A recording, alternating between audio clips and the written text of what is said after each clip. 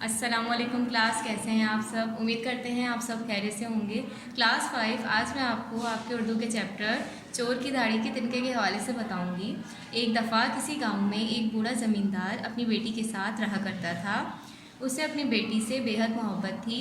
उस बूढ़े ज़मींदार की बेटी जवान हुई तो उस बूढ़े ने अपनी बेटी की शादी तय कर दी। जब शादी के दिन करीब आने लगे तब उस बूढ़े ने अपनी बेटी के लिए जेवरात, कीमती सामान, कपड़े खरीदे और अपनी बेटी की शादी की तैयारियां शुरू कर दी। एक दिन बूढ़ा अपने घर पहुंचा तो उसने देखा कि उसकी बेटी का कीमती सामान, जेवरात चोरी हो गए। बूढ़ा बहुत परेशान हो गया कि उसने अपनी बेटी की शादी के लिए जो कीमती सामान रखा था वो चोर चोरी कर ले गए। उस बूढ़े ने चोर का पता लगाया लेकिन चोर का कहीं भी पता नहीं चल सका। बूढ़े ज़मींदार के एक दोस्त ने उसे मशवरा दिया कि वो यहाँ से 3 मील के फासले पर एक गाँव है, वहाँ जाए।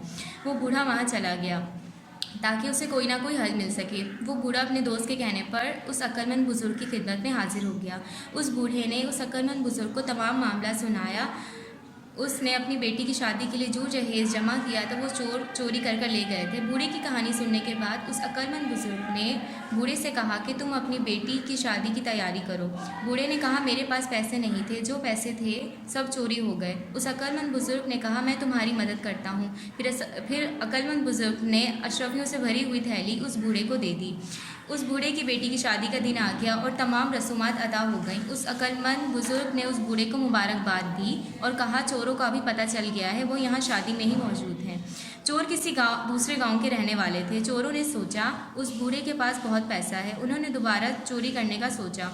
चोर खाना खा रहे थे और बहुत घबरा रहे थे।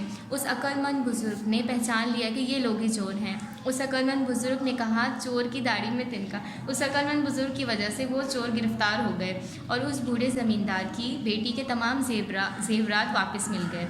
उम्मीद करते हैं क्लास आपको ये चैप्टर समझ में आ गया होगा। अगर कुछ समझ में ना आया हो या कुछ सवाल पूछना हो तो आप कमेंट करके पूछ सकते हैं। शुक्रिया।